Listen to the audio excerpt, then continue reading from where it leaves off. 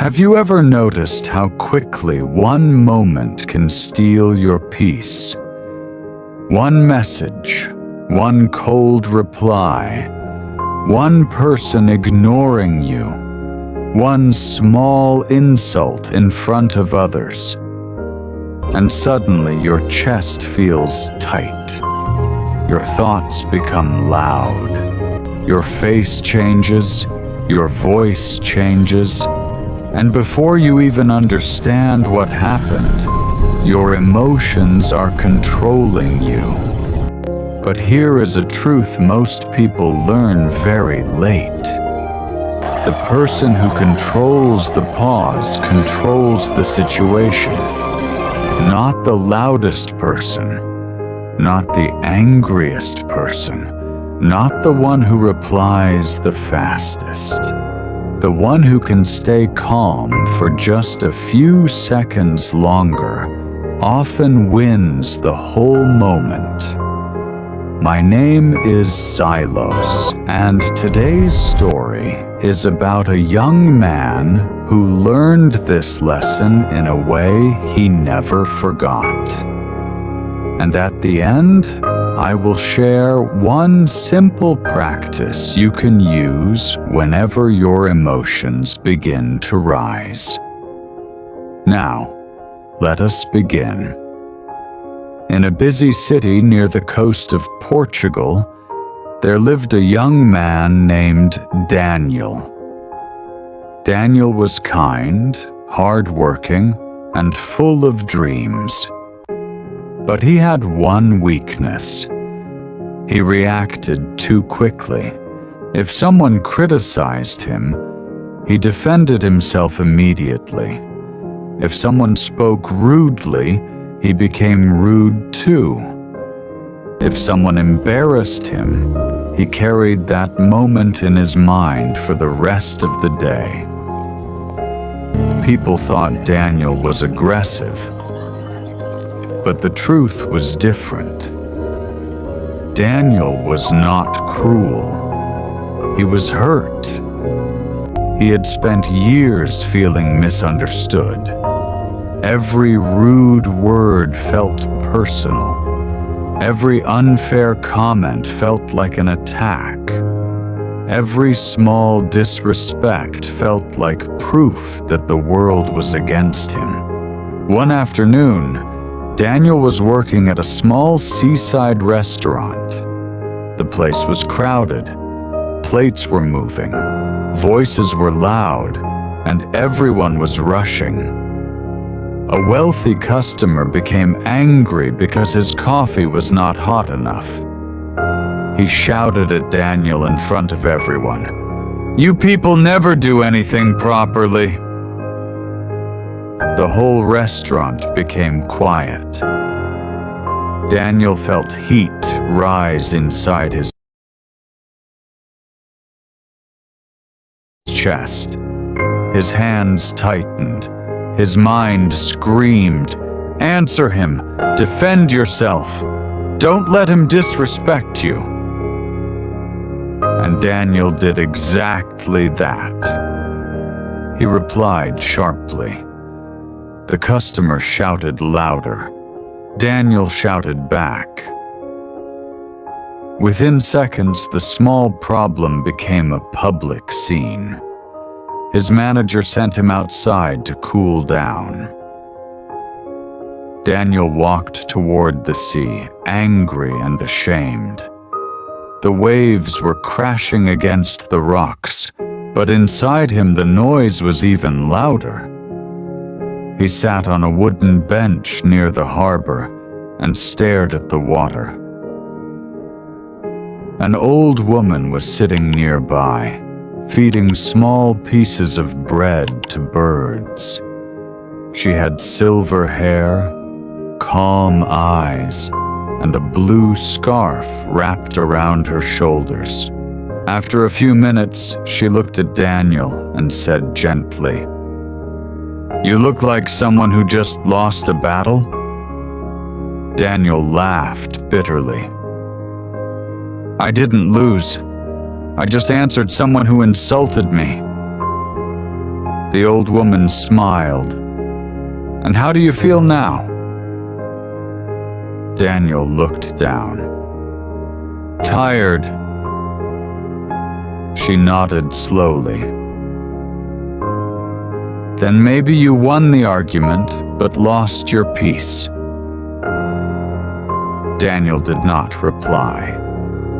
The old woman picked up a small paper cup from beside her.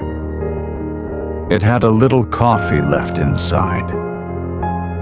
Then she pointed toward the sea. "Tell me, if I throw this coffee into the ocean, what will happen?" Daniel looked confused. "Nothing. The ocean is too big. It will disappear." Then she held the same cup close to him. "And if I throw it on your shirt?" Daniel frowned. "Then it will stain me." The old woman nodded. "That is the difference between a small heart and a wide heart. When your heart is small in that moment, every insult stains you. But when your heart becomes wide, people can throw their bitterness, and it disappears before it can damage you." Daniel looked at the ocean. The wind moved across the water. The waves kept coming, calm and powerful at the same time. The old woman continued, "Most people are not trying to give you truth. They are only throwing what is already inside them. Anger, stress, pain, pride, fear. If you catch it, it becomes yours. If you let it fall, it stays with them." Daniel's eyes softened.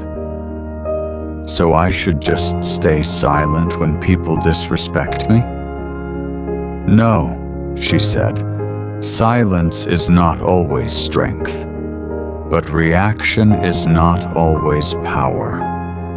There is a moment between what happens and what you do next. That moment is your freedom." Daniel listened carefully.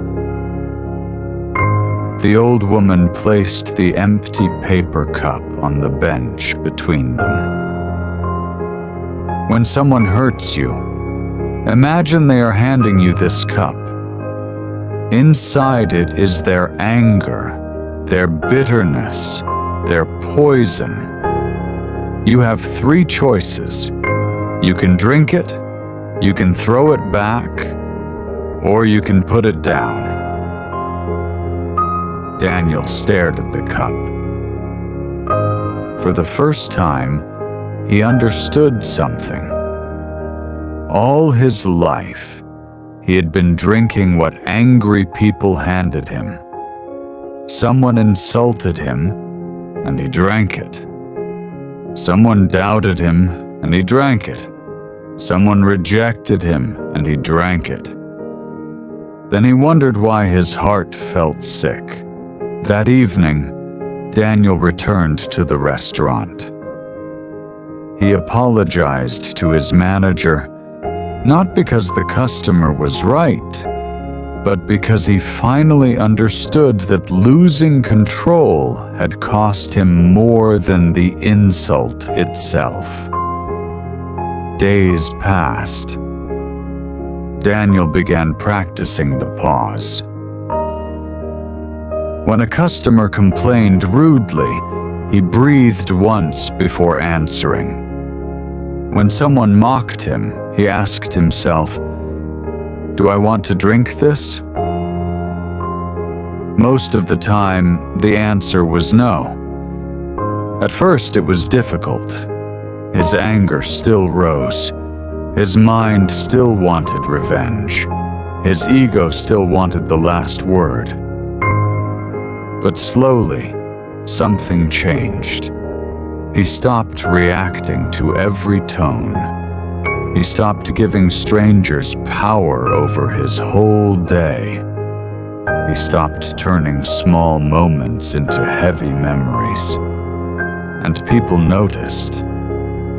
His voice became calmer, his eyes became clearer, his work became better. Even when others were loud, Daniel remained steady.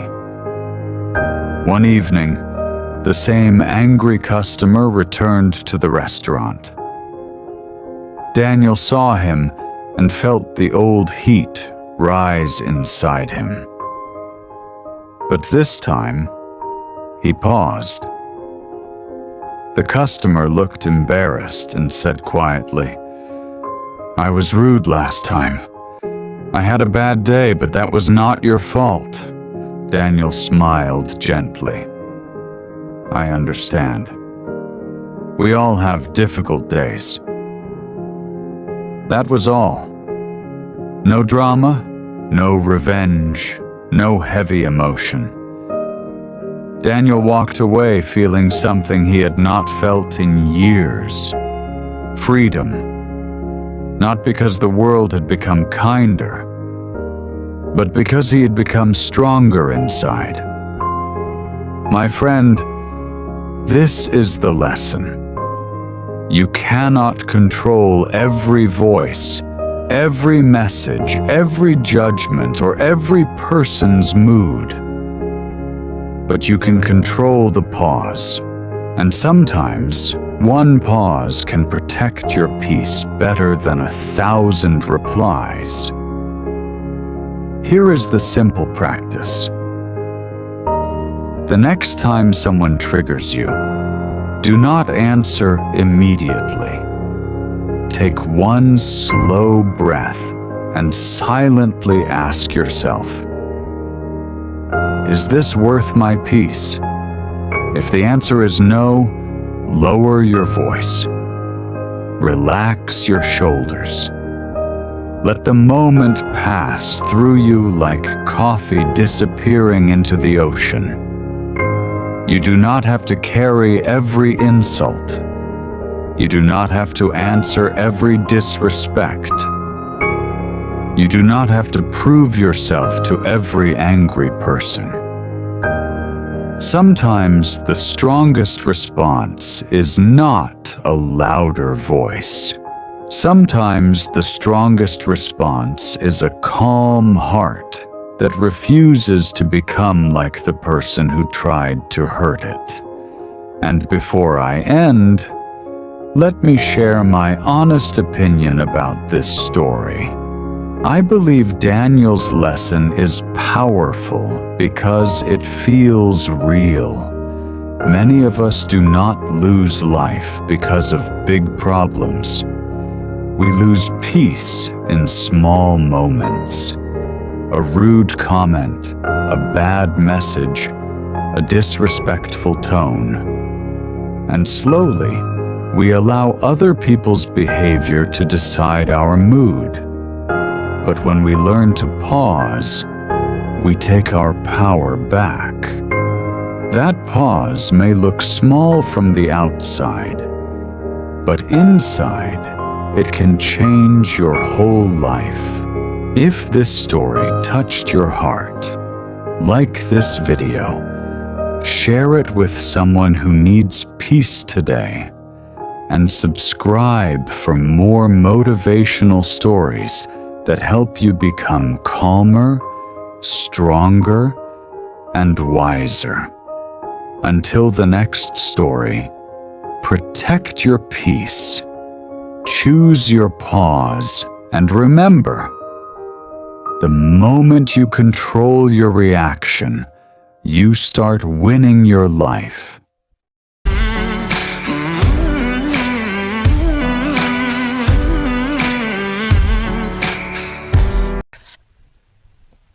Have you ever received something so valuable that it could change your entire life and still manage to lose it? Most people believe failure comes from having nothing, but sometimes failure comes from having everything and not recognizing its value until it is too late. This is the story of a young man named Ethan, a poor carpenter who lived in a small village surrounded by hills and forests. Ethan worked hard every day. He repaired broken chairs, fixed doors, and built simple tables for the villagers. Despite his hard work, he remained poor.